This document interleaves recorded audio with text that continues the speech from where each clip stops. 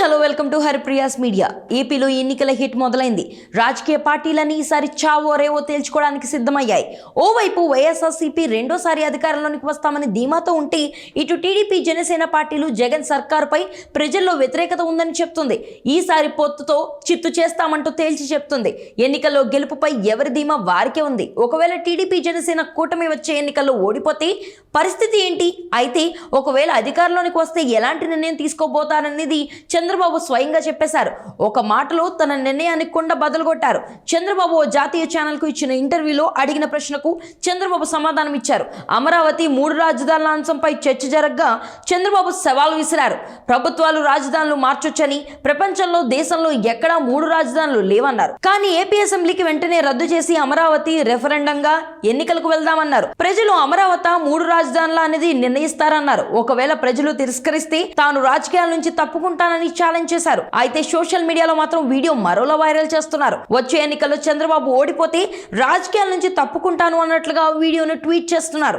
దీంతో టీడీపీ స్పందించింది. తప్పుడు ప్రచారాన్ని నమ్మొద్దని కోరారు. 4 ఏళ్ల క్రితమే అమరావతి మీద ఎన్నికలకు రెడీ అంటూ చంద్రబాబు ఛాలెంజ్ చేస్తే ఇప్పుడు వీళ్ళు ఇలా సునకానందం పొందుతున్నారని మండిపడ్డారు. పోటీ చేయండి అంటూ వైఎస్ఆర్సీపీ నేతలకు ఎంపీ సీట్లు, ఎమ్మెల్యే సీట్లు ఇస్తున్నా వాటిని మొహాన కొట్టి వచ్చి లోకేష్ ను కలుస్తున్నారన్నారు. జగన్ ఏమో తాను దిగిపోతాను రా బాబోయ్ అంటున్నారని, సమయం సందర్భం లేకుండా ఇలాంటి ఏడుపులు ఏడుస్తున్నాడు. మీ బాధలు వర్ణనాతీతం, అర్థం చేసుకోగలంలే అంటూ ఎద్దేవా చేస్తున్నారు. ఏపీ ఎన్నికల్లో ప్రజలు తనను తిరస్కరిస్తే రాజకీయాల నుంచి వైదొలుగుతానని చంద్రబాబు కుండ బద్దలు కొట్టేశారు. చంద్రబాబు చేసిన ఈ వ్యాఖ్యలు ఏపీ రాజకీయాల్లో చర్చనీయాంశమయ్యాయి. జగన్ సర్కార్ పై వ్యతిరేకత ఉందని, ఈసారి టీడీపీ జనసేన పార్టీలో అధికారంలోనికి రావడం ఖాయమని చంద్రబాబు ప్రతి బహిరంగ సభలో చెప్తున్నారు. అయినా సరే మరోసారి వైఎస్ఆర్సీపీ ప్రభుత్వం అధికారంలోనికి వస్తే తన నిర్ణయం ఎలా ఉంటుందో కూడా చెప్పేశారు. మరోవైపు చంద్రబాబు ఎన్నికల ప్రచారాన్ని ముమ్మరం చేశారు. ఇప్పటికే రాష్ట్ర వ్యాప్తంగా రా కదిలిరా అంటూ బహిరంగ సభల్లో పాల్గొంటున్నారు. అయితే 2 రోజులుగా బ్రేక్ ఇచ్చారు. హైదరాబాద్ లో అభ్యర్థుల ఎంపికపై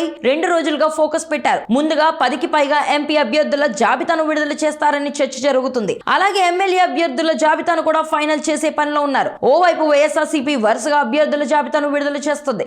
దీంతో చంద్రబాబు, పవన్ కళ్యాణ్ కూడా అభ్యర్థుల లిస్ట్ ను వీలైనంత త్వరగా ప్రకటించాలని భావిస్తున్నారు. అలాగే ఈ నెల 4 నుంచి చంద్రబాబు, పవన్ కళ్యాణ్ ప్రచారంలో మళ్లీ బిజీ కానున్నారు.